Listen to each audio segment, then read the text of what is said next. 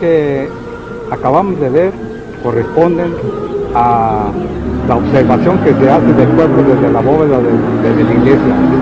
Al frente, más o menos, estuvo el pueblo de Panindícuaro.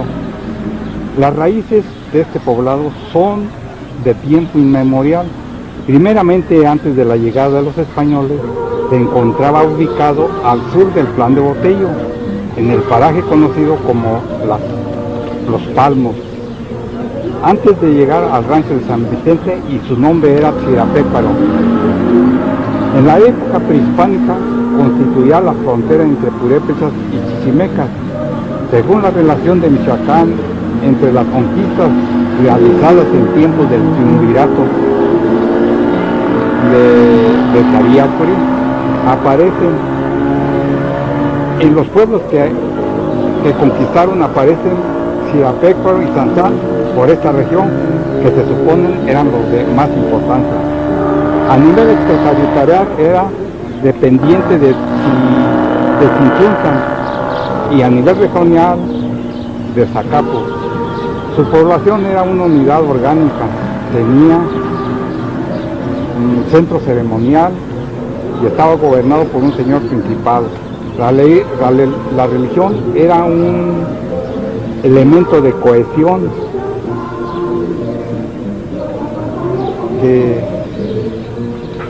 que impulsó la construcción de templos conocidos como yácatas. El asentamiento de la población era de tipo disperso. Cada grupo familiar estaba asentado en el lugar de trabajo, A la llegada de los españoles todo cambió, implantándose la organización europea, y que dio origen a las ciudades, porque las poblaciones indígenas no tenían orden. Cuando después de la conquista ya consumada, Hernán Cortés se abocó a la encomienda,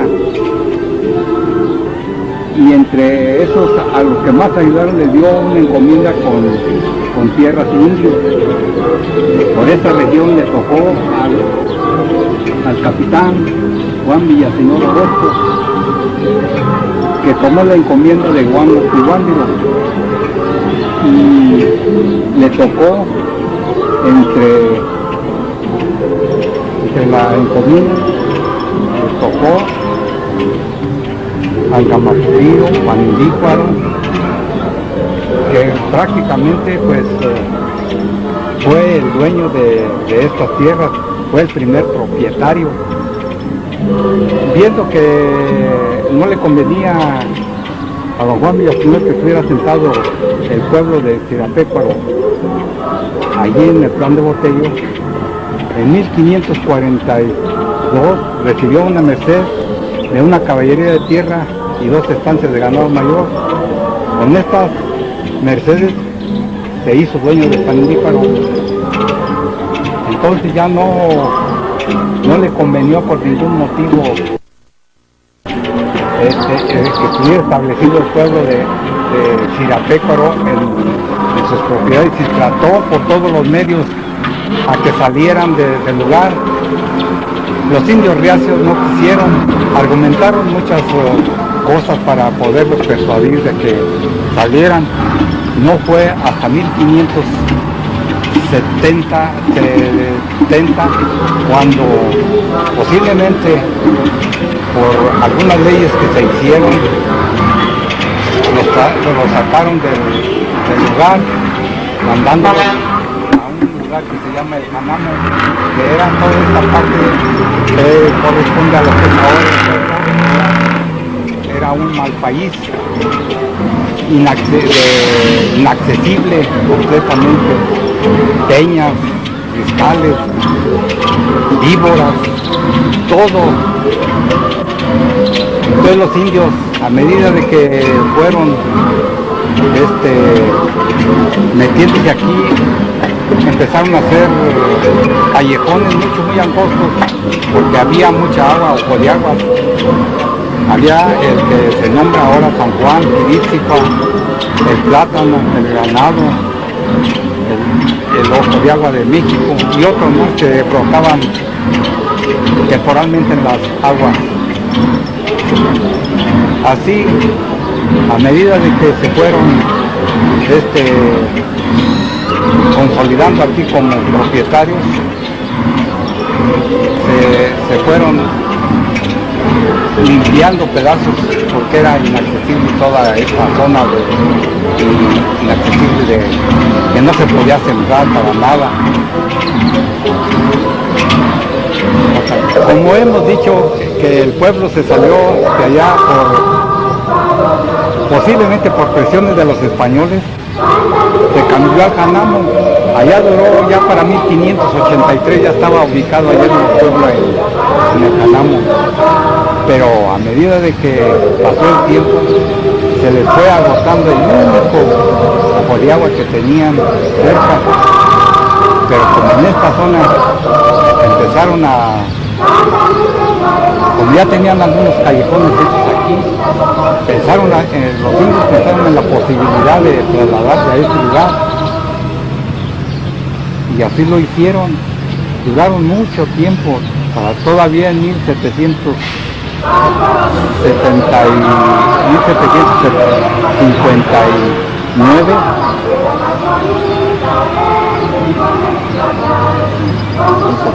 viendo la necesidad que tenían los indios y por la escasez de agua que tenían, el dueño de la hacienda del Fresno les permite a los indios construir una acequia por sus propiedades, y los hace construir una acequia para conectarla a la Santa Madre, que ya con anterioridad la habían construido los dueños de la hacienda de Arapóndiro para mover 2 molinos que tenían Entonces ya con la toma de agua que les permitió, regaron toda esta parte que hemos visto, la regaron con las aguas. Al cabo de 1780 ya era una vegetación exuberante la que tenía toda esta parte. Aquí ya mucha agua, escurrimientos por todos lados, vegetación, huertas, que fue lo que sembraron los indios, porque no podían ir al país aquí que no se podía sembrar nada, y ellos trataron ya con mucha agua, trataron de hacerlo útil a base de puro trabajo. La vista que estamos presenciando ahorita es lo que es el Canamo. Después de que se cambió del plan de Botello al Canamo, ya no se llamó Panindícuaro, Chirapecuaro, sino se llamó Panindícuaro de San Andrés. El significado de la palabra Panindícuaro, hay diversas opiniones. Algunos, como Maxwell de la Trope, muy conocido en la meseta Tarasca, lo deriva de la antigua palabra Tarasca, Panguindecua, que quiere decir dardo o vara. El historiador y antropólogo José Corona Núñez le da el nombre del lugar de la ofrenda, pero últimamente lo interpreta como lugar de pelea. El doctor Irineo Rojas, conocedor e investigador de la lengua tarasca, opina que viene del verbo panindini, que quiere decir lomado, jorobado. El articulista Rendón Guillén, en un reportaje que hace en La Voz de Michoacán, dice: etimológicamente Panindícuaro viene de panin o pani, llevar, dica, dicua, colgado, o sea, que lleva lugar donde se lleva algo colgado. ¿Ya?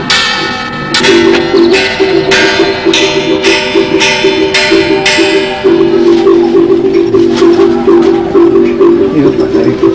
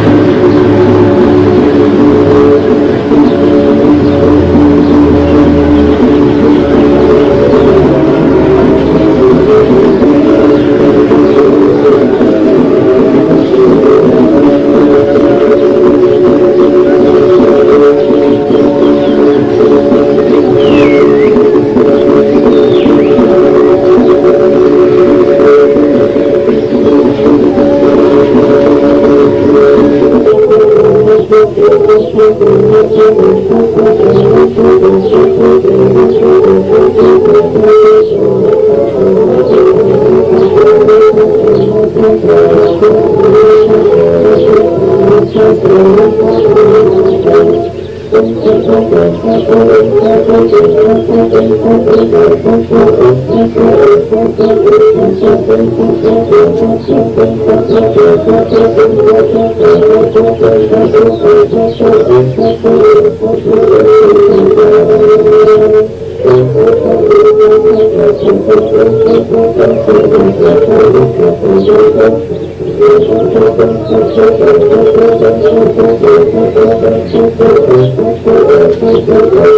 del pueblo es completamente irregular debido a la topografía del terreno donde está asentado. Desde la colonia por esta región pasaban dos caminos, uno procedente de Guadalajara a Valladolid y pasaba precisamente donde estamos aquí, es el punto del cruce de los caminos. Otro entraba por el lado del poniente, que venía de Zamora, Purétero, y pasaba por estos rumbos.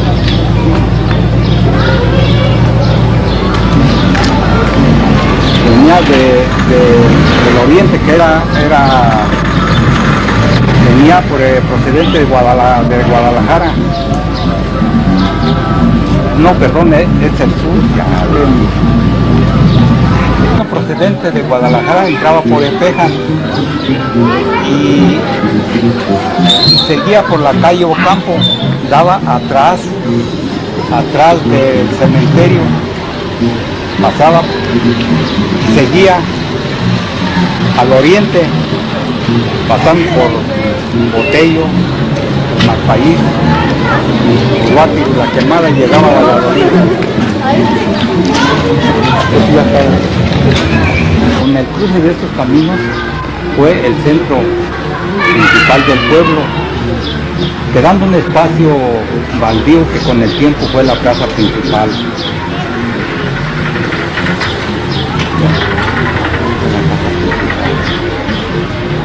Ahora,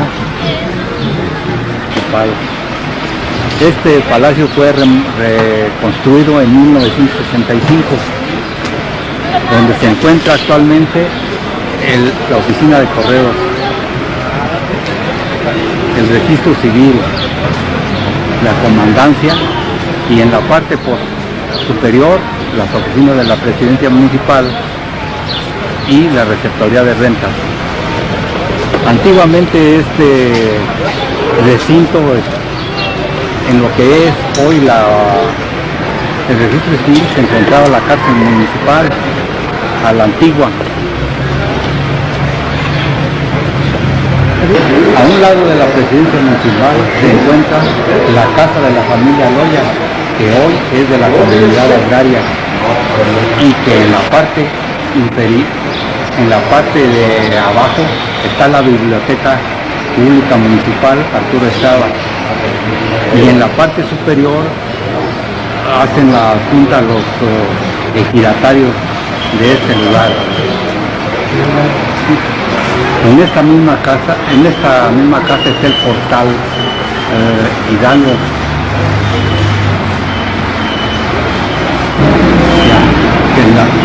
En la parte extrema de este, al final, está la casa de los Villasenor, y enfrente está la casa que era de don Silvestre Vergara.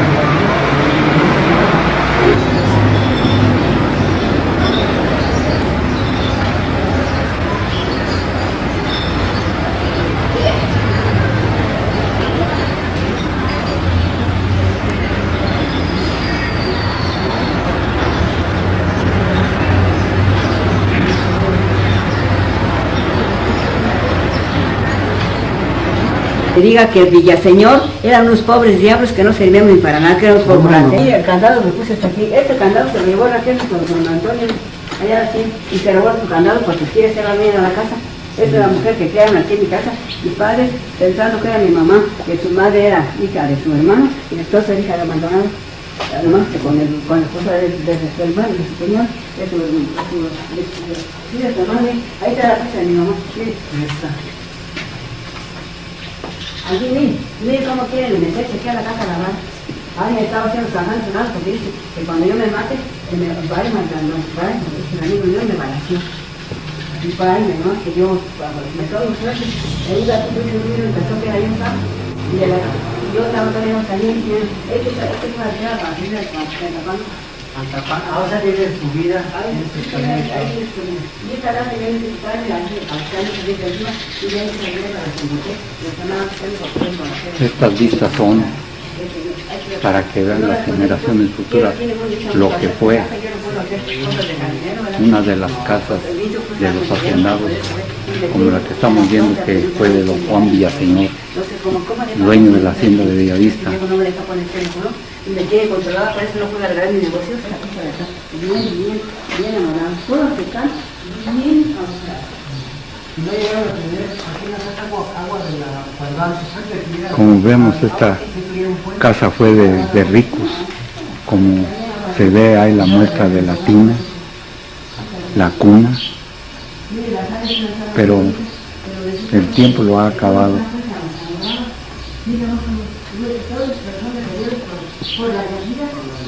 Es la única que se conserva de la casa de la antigua, los demás ya no son de aquí.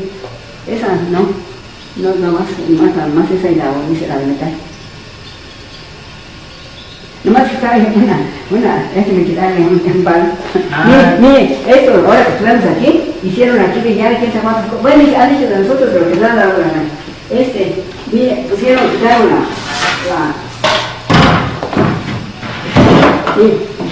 quitaron la base de aquí y quitaron era ladrillo fino y era al nivel de esto y luego vinieron y pusieron este ya no era de la casa. Aquí tenía un ¿cómo se llama?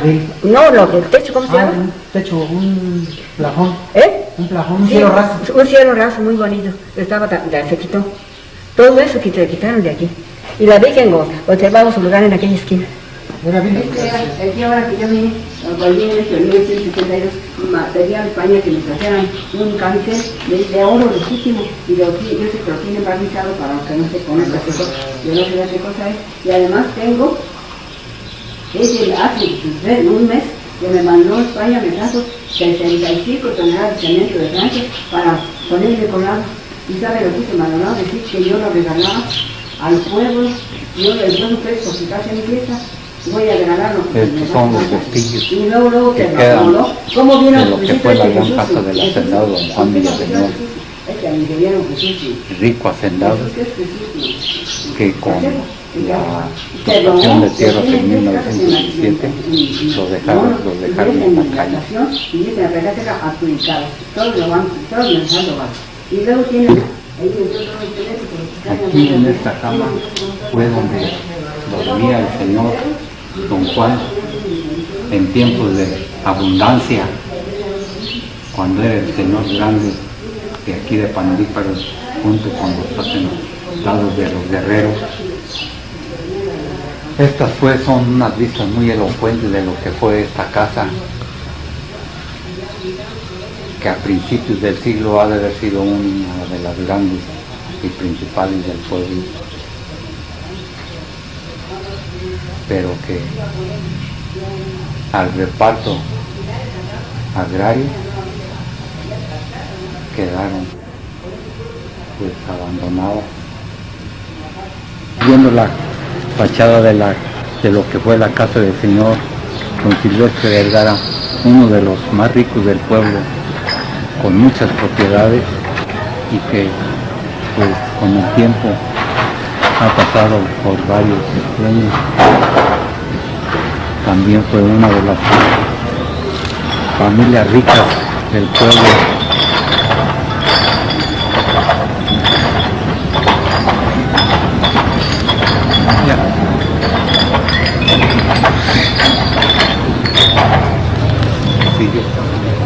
A propósito de su presencia, ¿ya me está haciendo el gobierno de la escritura de la casa?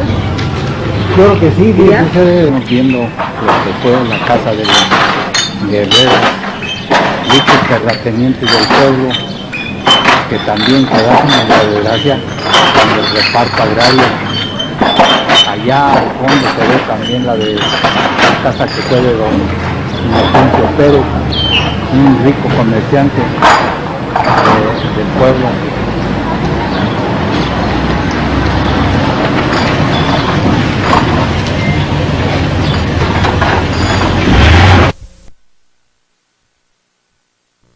una vista de lo que es el portal Arriaga.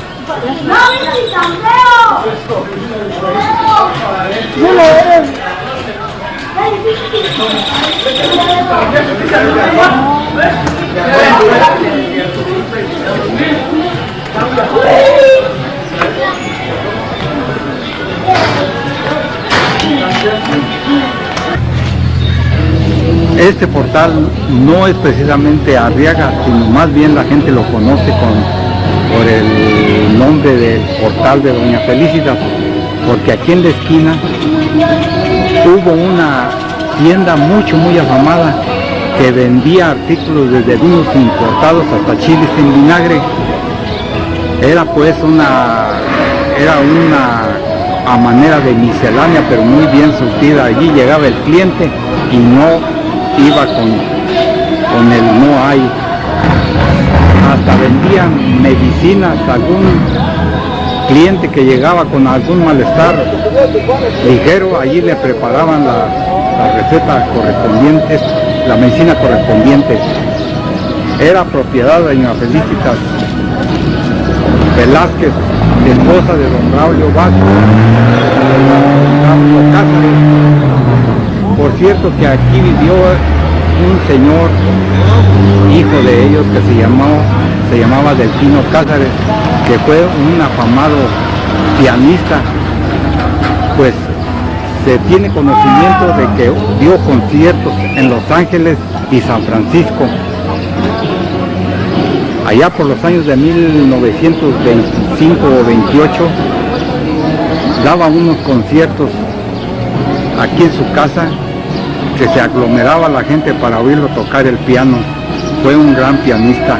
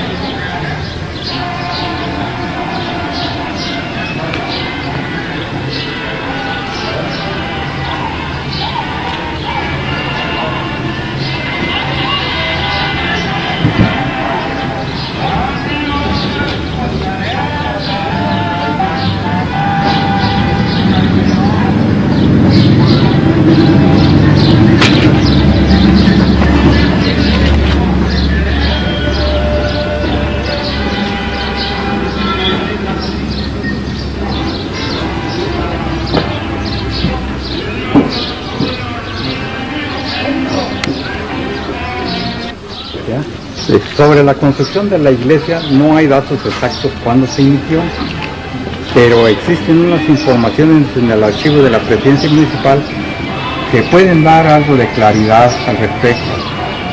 Por ejemplo, en la sesión ordinaria celebrada en el Cabildo el día 22 de enero de 1850, en la que se refiere al alumbrado público por medio de mecheros, dice costearán. Se refiere a uno de los mecheros, el que debe ponerse en el sitio que está contiguo en la capilla comenzada a hacer en el cementerio. Entonces posiblemente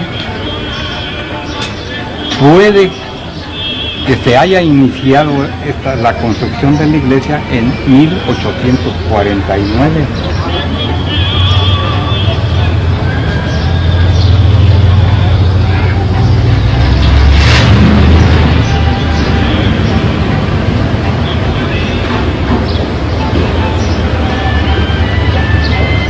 Ella es la fachada lateral, comúnmente llamada Puerta del Costado. Se ubica entre dos contrafuertes y está compuesta por pilastras cónicas, arcos de medio punto, cornisas en un remate con un monograma de María coronada. Cierra el conjunto un arco rebajado.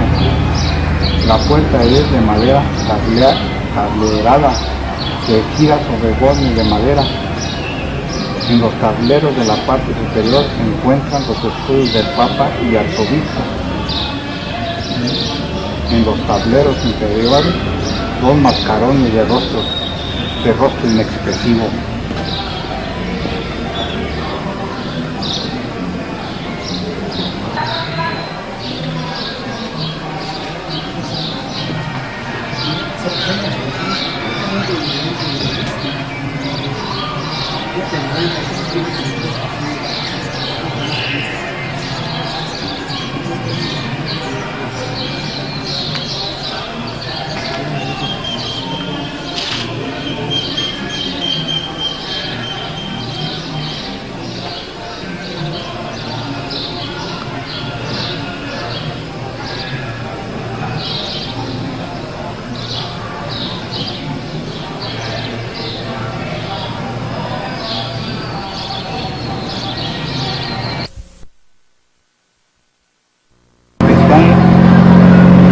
Está enmarcada entre los bajamentos de las torres. Está compuesta por dos columnas cónicas con cuerpo estriado, arco de medio punto, la otra de retones, y la remacha una cornisa que da base a la ventana del coro. Todo el conjunto queda cerrado por la cornisa que da cuerpo a la bóveda de cañón corrido. La puerta que es tablereada por los mismos detalles.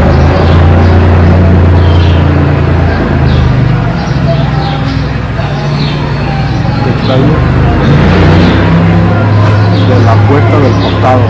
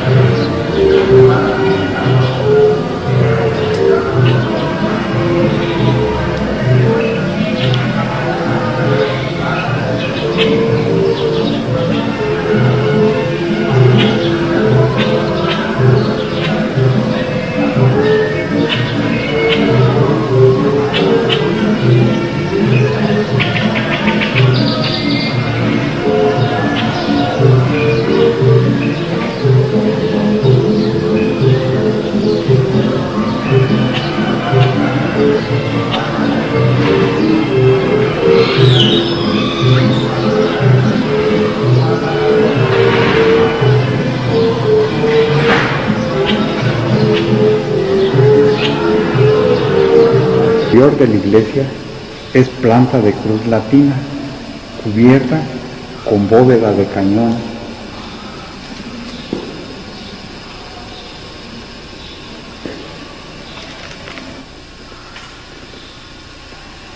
El cuerpo de la nave principal está dividida en 7 tramos que corresponden a igual número de contrafuertes exteriores. Sobre el primer tramo se encuentra el antiguo coro,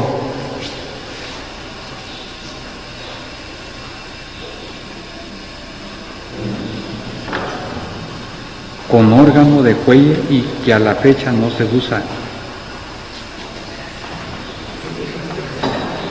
Cada tramo está separado por una pilastra, sobre las que corre una cornisa que hace el efecto de dirigir la vista hacia el retablo principal.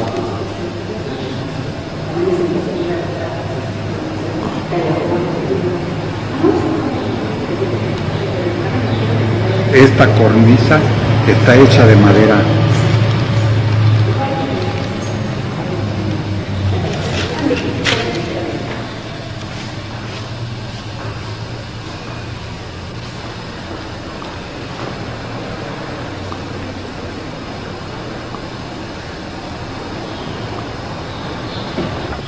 El altar principal está dividido en 3 entrecalles por columnas corintias, abriéndose unos nichos y rematándose en una cornisa volada sobre la que se localizan 4 jarrones.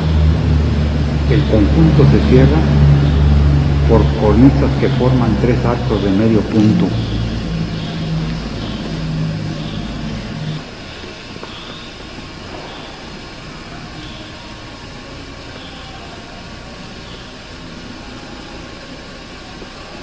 En los altares se encuentran esculturas de los mejores talleres de Querétaro, Puebla y 2 esculturas españolas.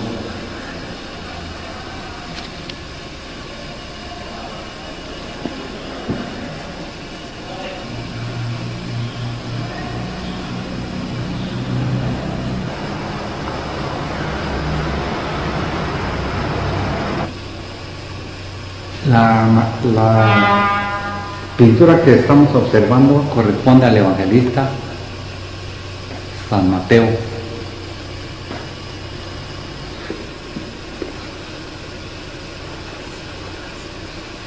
Esta otra pintura es San Marcos. La pintura de San Marcos. Pintura de San Juan, se completan la colección de 4 pinturas que pintó para la iglesia en 1979 el maestro Arturo Estrada, que se localizan en los óvalos de remate de las puertas de la sacristía y el baptisterio.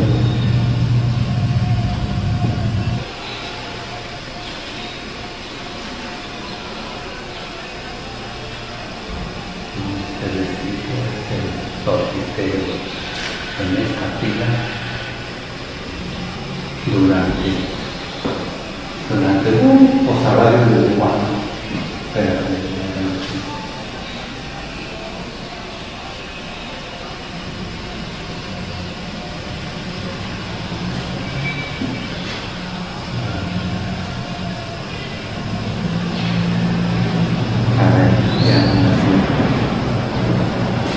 este recinto que hay acá. Sí. A ver. Este espacio puede ser, o bajo esta bóveda. En este recinto corresponde al bautisterio. Esta pina que se ve es donde hace más de 100 años han sido bautizados infinidad de infantes por distintos sacerdotes que ha tenido esta iglesia. Aquí estamos viendo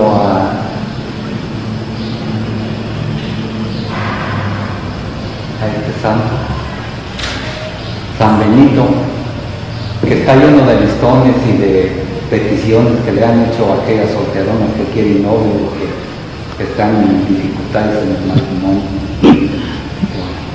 Lo acompaña San Judas Tadeo, Martín de Porres y San Antonio.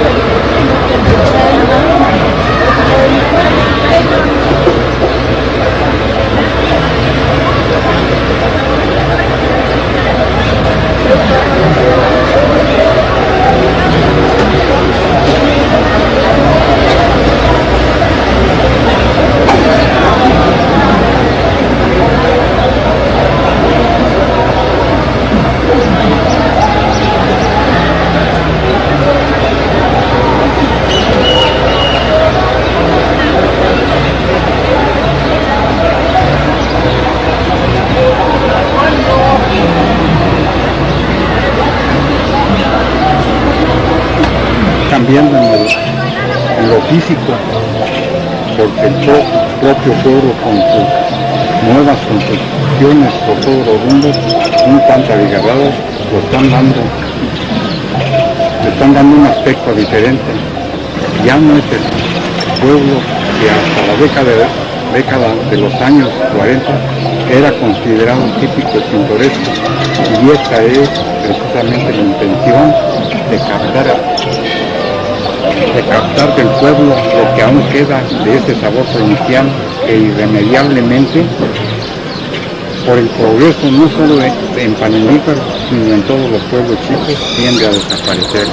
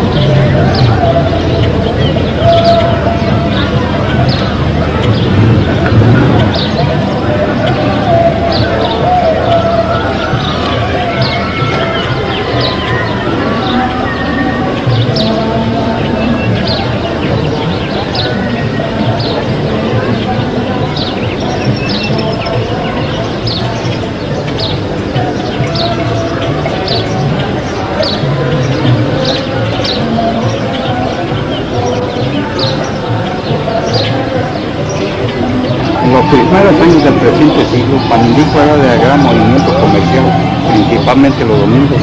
Ese fin de semana, lugares circunvecinos al municipio como Turbándiro, Angamaputiro, Zacato, Curépero y Cocándiro venían a comerciar al pueblo, así como los de la misma cabecera. Ese día el comercio se repartía de la siguiente manera: en el portal que aún mucha gente llama como de Doña Felicitas Isaac Arriaga, vendían los rebozos y cobijas de lana, de fama los rebozos de Don Trinidad Gómez y los de un señor que le decían Don Antonio Rebocero. En el mismo portal, hacia el norte, los sombreros de palma de los estilos que se usaban en la época de ala ancha y copa apiloncillada. En el de don Inocencio Pérez, Matamoros, los puestos de zapatos, hileras y estatuas de todos los estilos, afamados los de don Amador Pérez, por durables, y los de los hermanos Loya.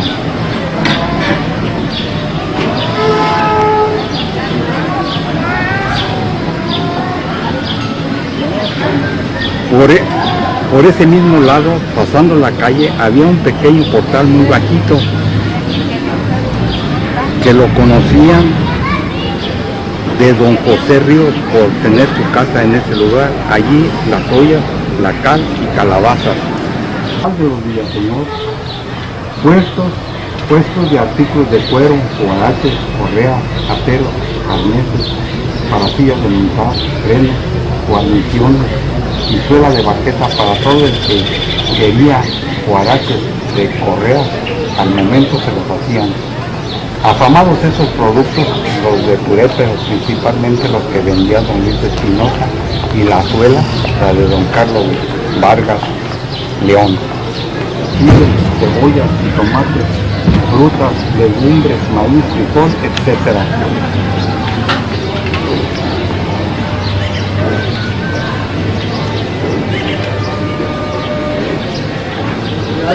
Y también Carlos vendiendo pan Bimbo. No, sí. Hoy.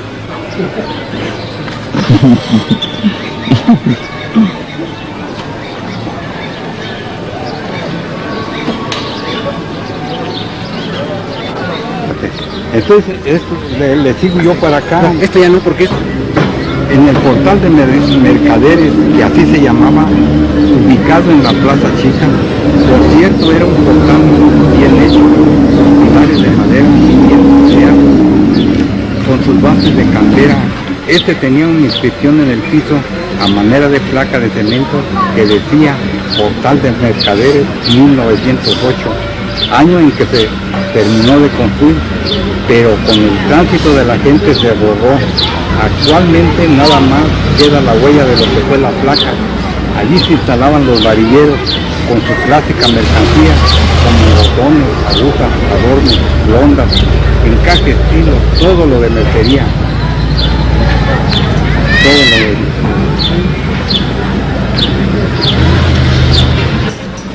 Hacia la parte sur de esta plaza había 3 puestos de madera a doble teja que eran tendajones. El techo de estos se alargaba más hacia la plaza, formando un portal bajito donde estaban las típicas cocinas. El tendajón que quedaba en medio tenía una ventana que daba a la calle.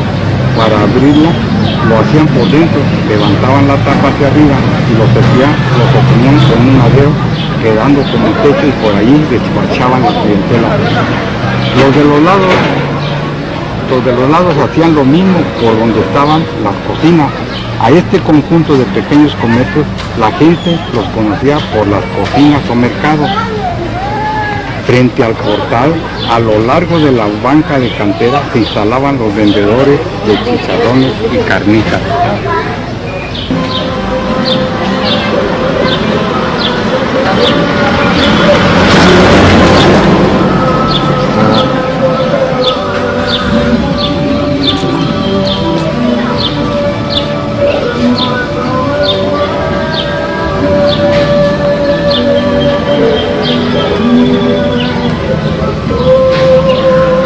En este mismo portal se instaló la primera paletería en San Luis, fue en 1900, propiedad de don Francisco Alcaraz. Posteriormente se instalaron la de Juan Ortega, Rebeca Torres, Josefina Valencia.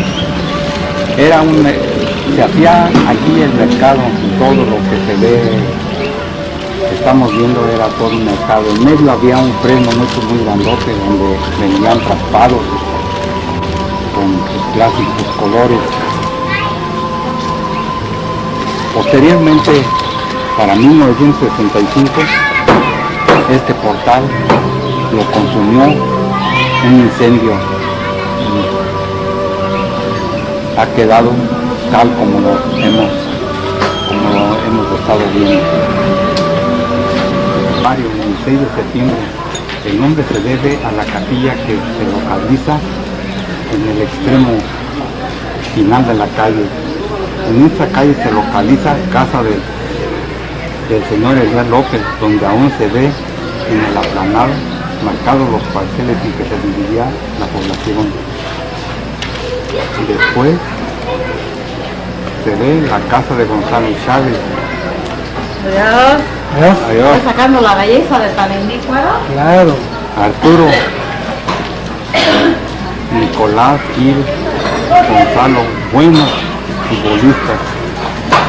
También estuvo allí la tienda de don Pancho Magdaleno, donde se vendía todo, varillas, se vendía de todo, aceites,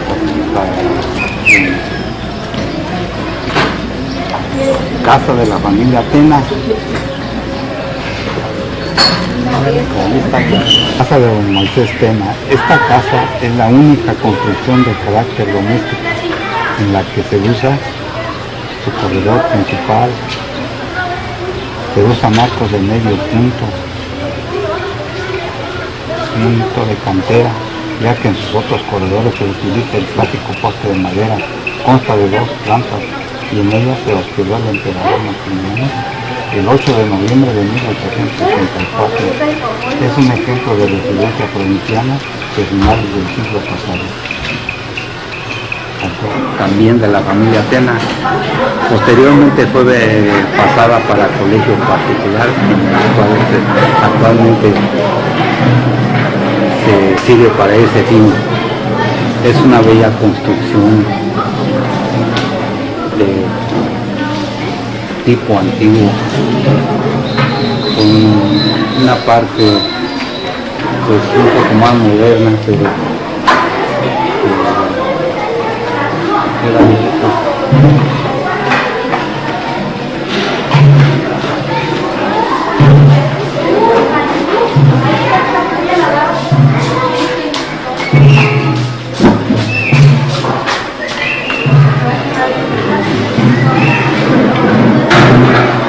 Ahora nos encontramos en lo que antiguamente fue el camino, la entrada del Camino Real procedente de Zacapu. A un lado se encuentra la capilla. Esta capilla, según parece, no es la original. Allá en el año de 1938, el señor cura Báez hizo la casa habitación de esta capilla, y al estar haciendo los cimientos para la casa, se encontraron unos cimientos viejísimos que posiblemente correspondían a la primitiva capilla.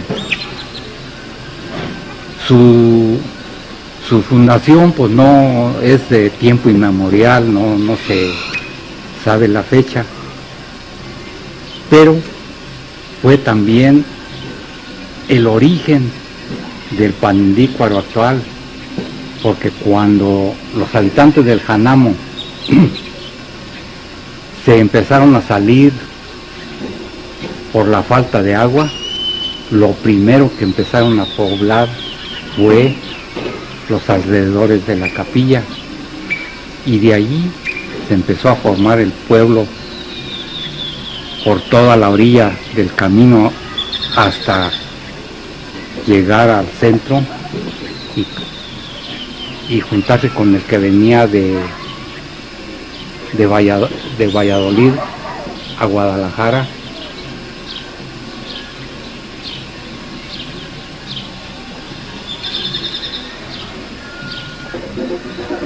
Al principio de este siglo, al paso por esta villa, el presbítero Atenógenes Segales queda absorto al contemplar desde este sitio la quietud pacífica del pueblo, y él se inspira y le compone un bello poema que describe cómo era el pueblo en esa época. Entre uno de sus quintetos dice: mansión de paz escondida entre arboledas y montes, cuánto bien en ti se anida, qué deliciosa es tu vida, qué claros tus horizontes.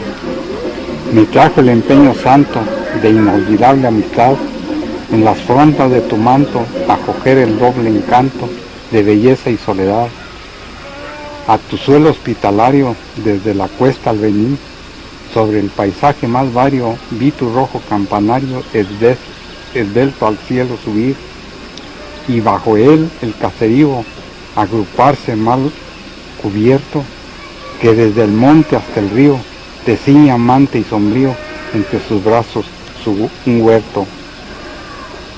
Qué olor impregna tu ambiente, qué satisfecho respiro, qué húmeda brisa se asiente, que a cada paso una fuente exhala como un suspiro.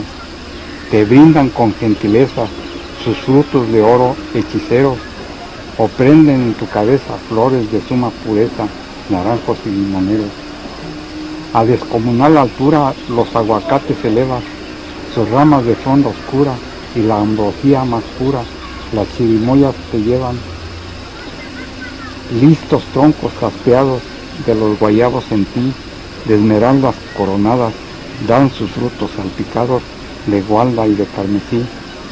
Los platanares de enhiestas hojas y racimos ricos, en callecillas opuestas, aire te hacen en las fiestas con sus verdes abanicos. También las picas trémolas de verdes y dulces cañas, de maíz las banderolas, y de oro el trigo hace olas desde el río a las montañas. Gratísimo es transitar las callejas pedregosas que a las huertas van a dar, en los cercados mirar entre las ortigas rosas. Gratísimo es el oír murmurando en varios son los arroyuelos surgir por donde quiera y decir misterios al corazón, y quedarse contemplando en éxtasis placenteros como su albio van llenando, cambiaste de ópalo dando las aguas de tus veneros.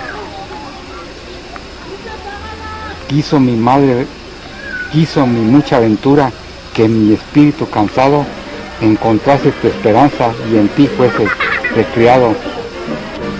Sumergirme era preciso en la gran naturaleza para alentarme, y Dios quiso de vera en tu paraíso mil efluvios de belleza, Edén sencillo, inocente, encambrado de palomas, sigue viéndote en la fuente, escondido dulcemente en los pliegues de tus lomas.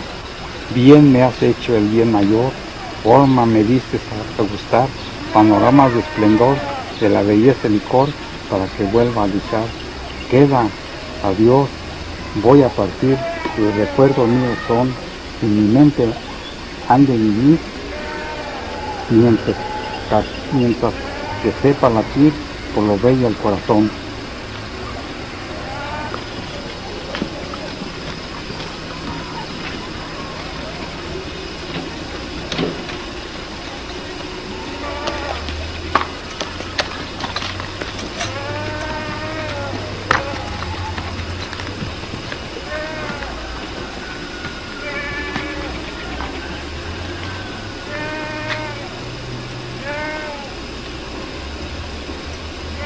Ahora nos encontramos en el camino procedente de Purépero a Guanajuato, y que se cruzaba en la parte de abajo con el que venía de Guadalajara a Valladolid. Este lugar se conoce como la Penca Seca.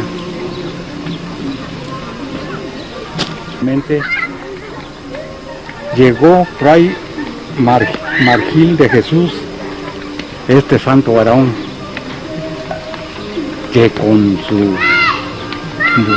burro cargado, jalándolo, cuentan que llegó a los ranchos, a la hacienda de Tejan, y le preguntaron, yo pasaba y le preguntan ahí que una bandada de animales, pájaros negros, les hacían mucho daño a sus cementeras. Y como era de noche, cuando llegó, les pide que le trajeran unos. Los dueños de las cementeras fueron y con unos hachones encandilaron a los pájaros y atraparon unos y se los llevaron al fraile. Se apartó de ellos y él solo estuvo conversando con aquellos animales para que no les perjudicaran las cementeras. Y ya al día siguiente, ya pues esos pájaros ya no volvieron a hacer daño a las cementeras.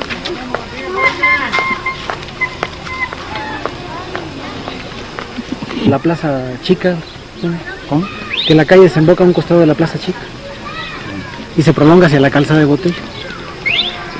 Sigue el camino hasta salir a la Plaza Chica y se prolonga directo al camino real que iba a Valladolid. Esta casa de los señores Ríos, según la tradición, se cuenta que aquí pernoctó el día 18 de noviembre de 1810 el padre Hidalgo, cuando iba rumbo a Guadalajara. Con todo su ejército se acantonaron en todos estos lugares para ir después rumbo a Guadalajara.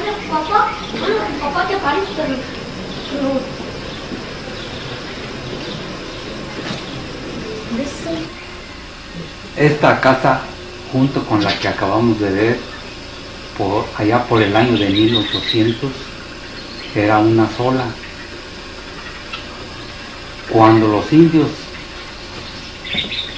vieron la necesidad de construir una casa, porque era muy transitado el camino real que pasaba por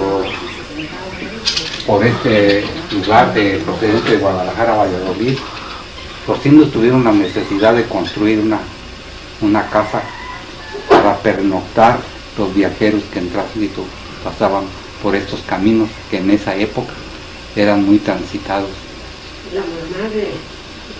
Y como el pueblo de Panindícuaro estaba como a un cuarto de legua al poniente, pues no podían los viajeros ir hasta el pueblo a pernoctar, y por eso los indios hicieron esta casa que la llamaron la casa del pueblo, que como dijimos antes es parte de la que acabamos de ver, que fue donde pernoctó don Miguel Hidalgo. Y que luego creo también sacarlo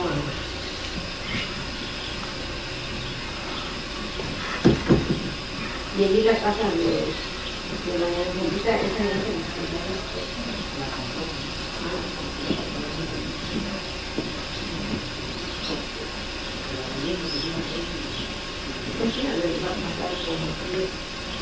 su casa de mi papá también, que no era más que los hermanos.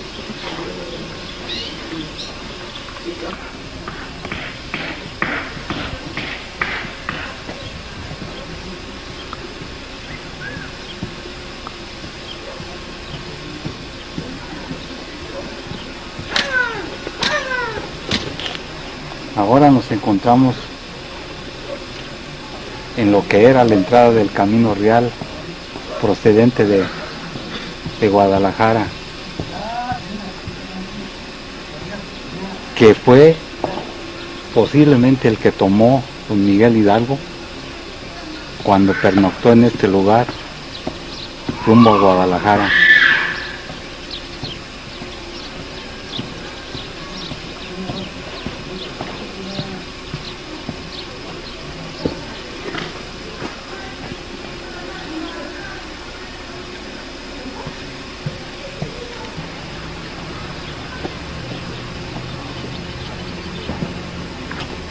Esta es pues la prolongación del Camino Real que venía de Guadalajara y iba hacia el sur.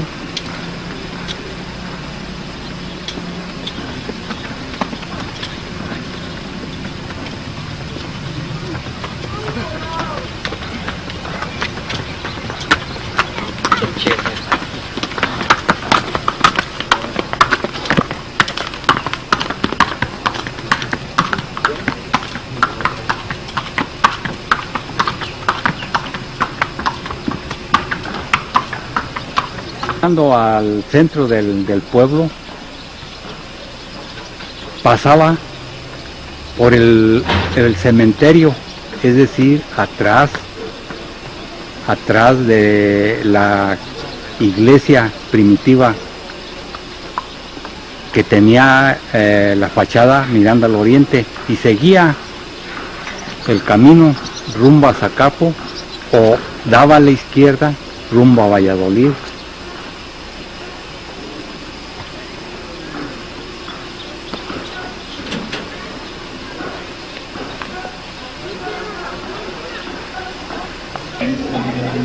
Ahora estamos viendo un callejón típico del pueblo de Tamindícuaro. Y así, allá por el año de 1750, era una serie de callejones sinuosos, angostos, que ese era como se componía el pueblo. Ahora nos encontramos en lo que es la calle Emiliano Zapata.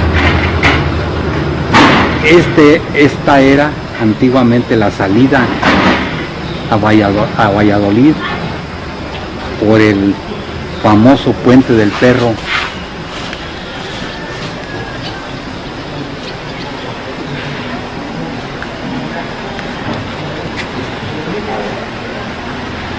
Y seguía por toda la calzada que era ya el camino, porque en esa época esta era la orilla del pueblo.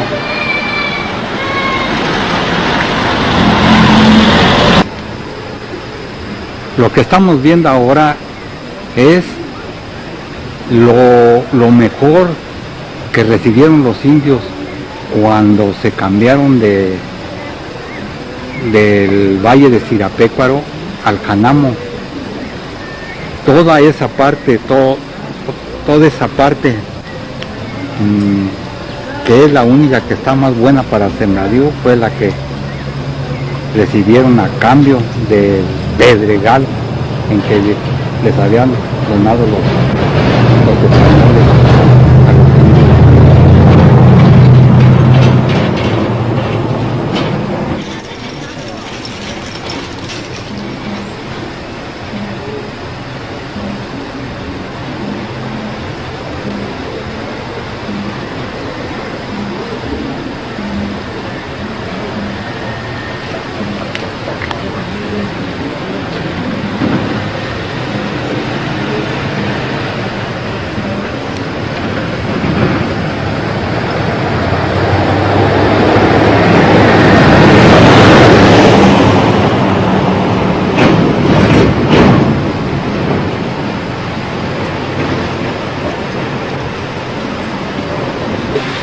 De 1917, después de terminada la revolución, Tamindícuaro necesitaba una reestructuración en su plano urbano.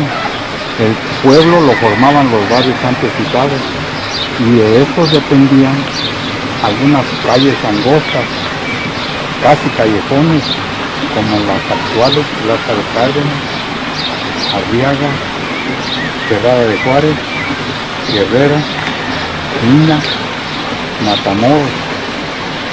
El camino Arapóndiro, que es parte de la calle Morelos. Además, aún existían aquellos callejones que los indios habían hecho desde cuando se fundó el pueblo, estos como de 1,5 metros a 2 de ancho.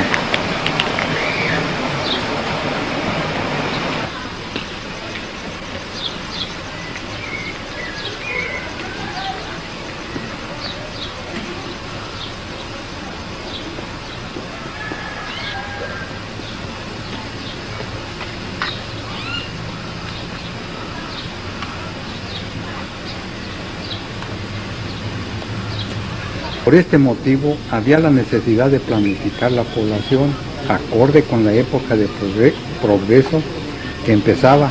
Para esto había que abrir nuevas calles. En ese año, con el apoyo del gobierno del estado, siendo presidente municipal el señor Nabor Rodríguez Alcaraz y el síndico Damas Estrada Chávez, entre protestas y amenazas del vecindario que no querían ver afectadas sus propiedades, procedieron a trazar la primera calle, que todavía hoy la llaman la calle Nueva, Elizondo.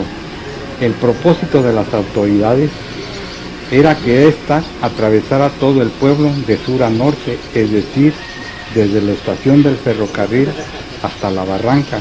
Para tal efecto, por orden del presidente municipal, fue tirado el típico atrio de la iglesia, porque la calle proyectada pasaría precisamente por la orilla de la iglesia, pero una de las casas que iba a ser derribada para sacar la calle recta a donde se pretendía era la de don Cirilo Mata, y en ella se encontraba el cuartel desde a principios de la revolución, y fue la causa de que no se realizó el proyecto.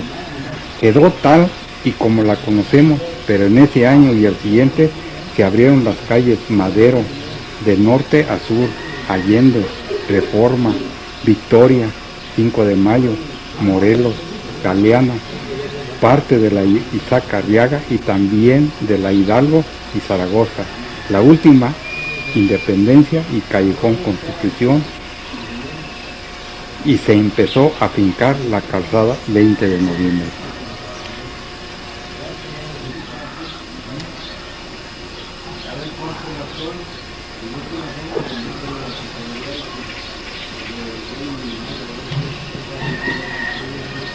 Esta vista es la prolongación de la calle Elizondo a salir a la estación, y allá en el extremo estaba la tienda muy famosa que se llamaba Al Pasito, pero ciego, donde se iban a dedicar canciones los jóvenes enamorados.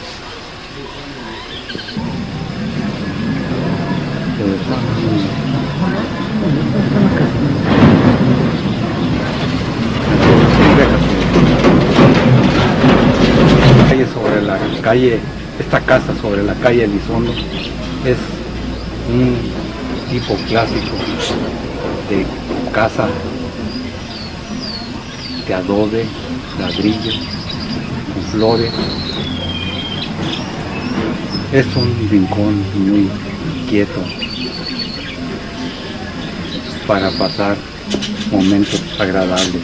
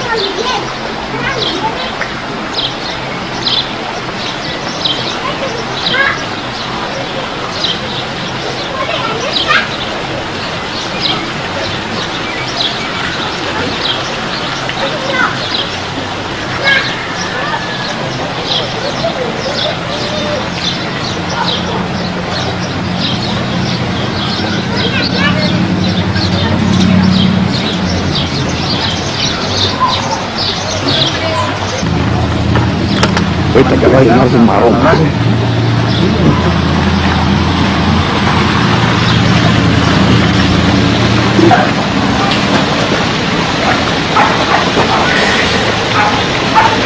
El 23 de mayo de 1859, la La H Corporación acuerda construir la presa de San Juan con arreglo al presupuesto presentado por el bachiller don Vicente Pérez. No se menciona el costo de la obra, pero ese día se le anticiparon al bachiller 40 pesos para empezar la obra y así, y si faltara, para terminarlo se sacaría de los vecinos o del fondo municipal. A propósito del nombre de San Juan, le viene por costumbre que cada 24 de junio practicaban los indios con la imagen de San Juan. Cuando empezaron a trasladarse los indios del Canamo a este lugar, lo primero que hicieron fue la capilla iglesia que miraba al oriente. Frente a esta quedaba un solar muy grande donde estaba un mezquite. A falta de torre, de una de sus ramas colgaba una campana. Reza la tradición que el día 24 de junio era un día de fiesta para los indios. Ese día en la madrugada llamaban con la campana para reunirlos.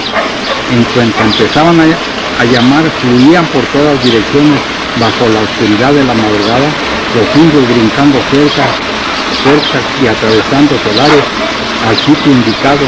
Ya reunidos, procedían a sacar de la capilla la imagen de San Juan para llevarla en procesión al ojo de agua a bañar. Al aguaje acudían los indios comisionados para esperar la procesión con grandes ollas de atole, otros con colmado chunde de pan. Mientras en la capilla iglesia, la comitiva, alumbrándose con gruesas rajas de ocote y entre cantos y alabanzas, emprendía la marcha que partía por el Callejón Juárez, a la altura de la actual calle Juárez, calle Juárez. Emprendía la marcha atrás del padre vicario y en sus manos un grueso cirio encendido, musitando las plegarias de ruego del Señor por el bienestar de sus fieles. La procesión tomaba el rumbo del camino real hacia el poniente hasta llegar al cruce de caminos, para después tomar el que venía del sur y seguir por este mismo viento hasta llegar al callejón que conducía al ojo de agua. Ya reunida la gente en ese sitio entre rezos y letanías, procedían a bañar al santo, que consistía en mojarle la cabellera. Terminada esta ceremonia, los encargados de la fiesta tenían en proceso un collar hecho de pieza de pan, el cual después del baño se lo colocaban a la imagen. Enseguida la multitud de indios, en medio de la algarabía y regocijo, cargaban la imagen y daban 2 o 3 vueltas alrededor del ojo de agua, al tiempo que aquella sarta se balanceaba rítmicamente. Al ver esto, la concurrencia estallaba en júbilo indescriptible, para después prepararse para el reparto de atole prieto de cáscara y el rasposo pan de trigo. Después de este desayuno muy típico, seguía la fiesta toda la mañana, terminándose muy entrada la tarde, con algunos indios alegres. Se tiene conocimiento que todavía a finales del siglo pasado se venía celebrando esta tradición por los indios que formaban el Cabildo de República, como Telésforo Ruiz, Diosa Mayor, Mariano Ruiz, Reyes Lázaro y General de Aguaca. Pero en vez de dar el atole en el ojo de agua, lo daban en lo que hoy es la calle cerrada de Juárez, que la gente en ese tiempo le decía la calle del hospital, porque allí estuvo esa casa de ayuda a gentes menesterosa. Para mediodía, en la casa del Priospe, se reunió todo el Cabildo de República con sus familias y demás indios, y bajo el portal de su casa, que era grande, tenía una serie que tendía una serie de petates en el patio y disfrutaban de una espléndida comida. Esta tradición se perdió por completo a principios del presente siglo.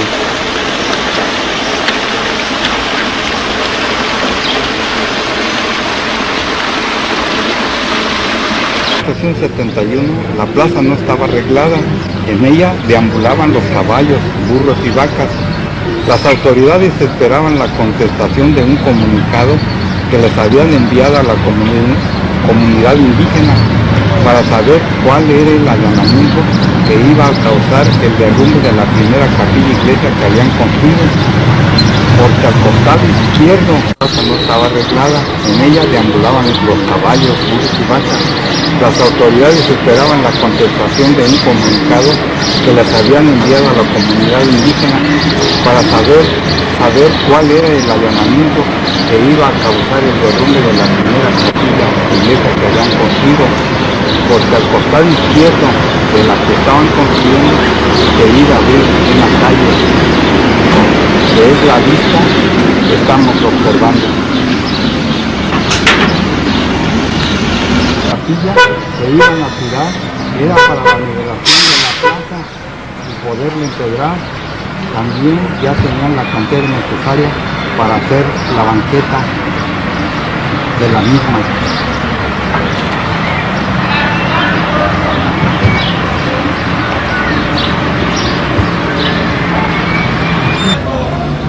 Demos un breve recorrido rápido por algunas casas del pueblo que son interesantes y que han conocidas porque han participado en cierta forma a formar parte de la historia del pueblo.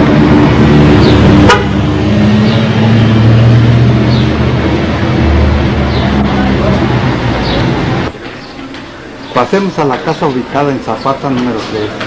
Pasemos a la casa ubicada en Zapata número 3.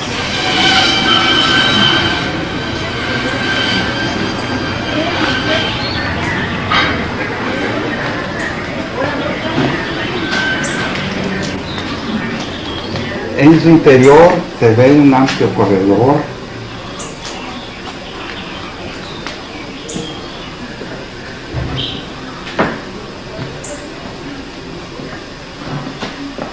Altos postes de madera con zapata, formando unos grandes portales, una sala amplia, recámaras, cocina, comedor, todo muy bien conservado.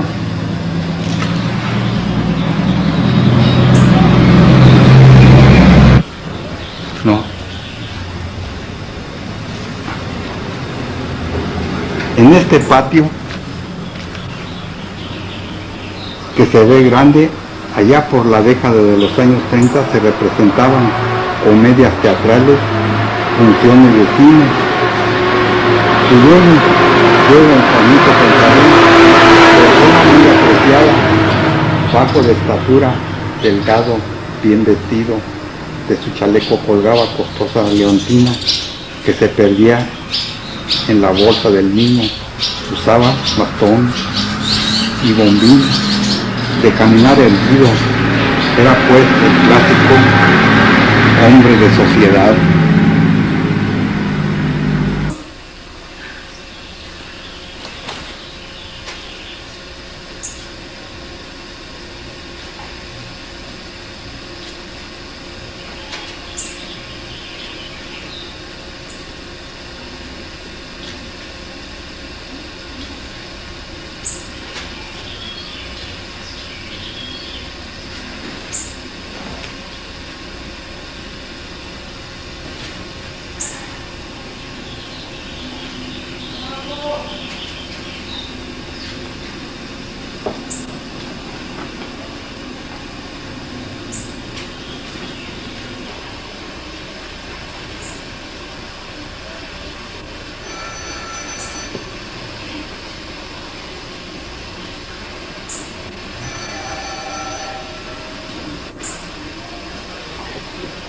Número 5, predominando el mismo estilo que como la que hemos visto, esta casa con comedor, en primer plano, sala, recámaras y corredor y un portal y patio muy grande y muy bien conservado.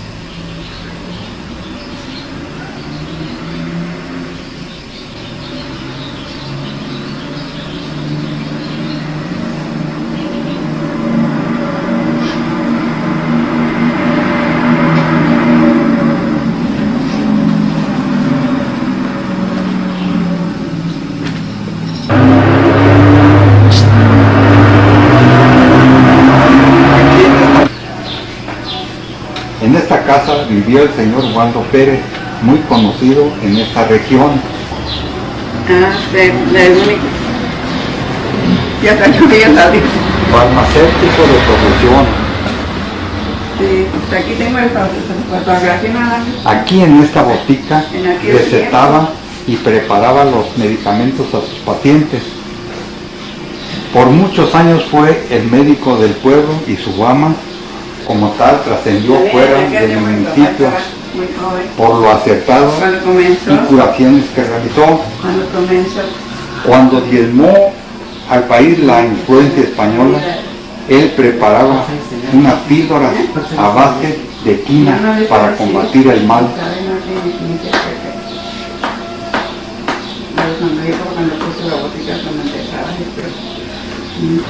En la mesa de preparación de los medicamentos que preparaba el señor don Waldo Pérez, en esta mesa de preparación, en la parte posterior, se ve el retrato de don Waldo Pérez.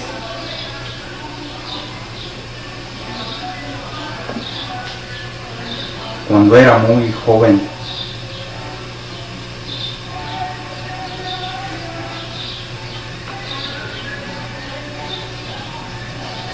Ahora estamos viendo la báscula donde pesaba sus sustancias químicas para hacer las preparaciones.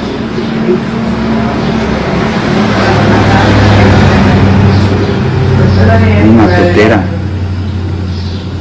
¿Nada de qué? Tanta vez tenía pura vez, se me olvidó descargar, pues tiene la llave Era hombre de buen humor. Regularmente en este sitio, los domingos por las tardes, solía reunirse con sus amigos como Valerio León, Genaro Gómez, Luis Chávez, Salvador León, Dama Asustada, a pasar el rato agradable jugando con quián, y entre juego y juego, sorbos del clásico amargo con gotas de carmelitano. Los que perdían pagaban la cena.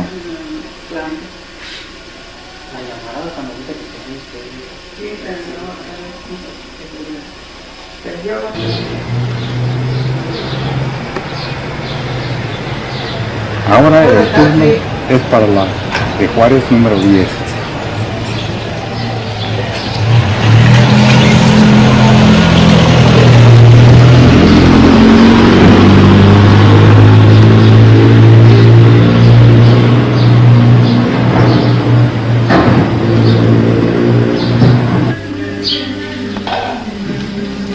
En esta casa sirvió como escuela para niños en los años de 1926 al 28, siendo el director el profesor Gustavo Orozco. Vemos pues que es el clásico de todas las demás, con pilares, zapatas. Al fondo se ve una construcción nueva que está acorde con la originalidad de la casa.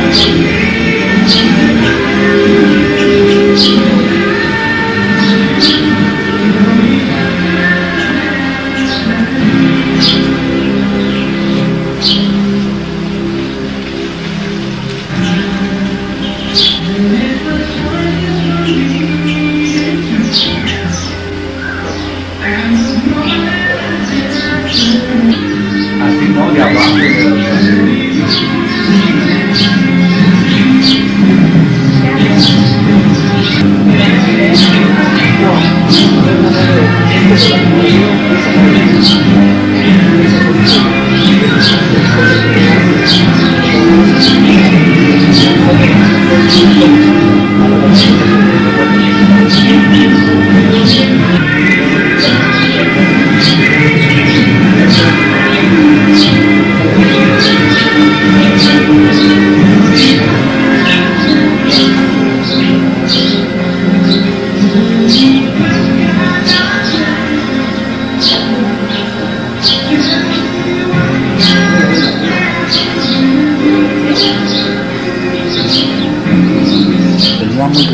corral.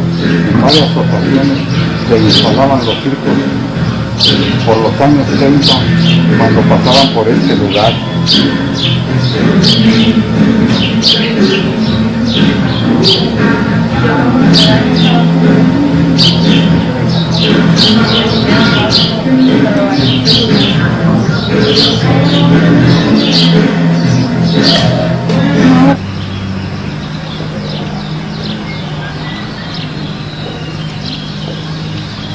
Esta casa desde el siglo pasado, a los albores de la Revolución, era uno de los 5 mesones que había en el pueblo, que al término de la revuelta dejó de dar servicio.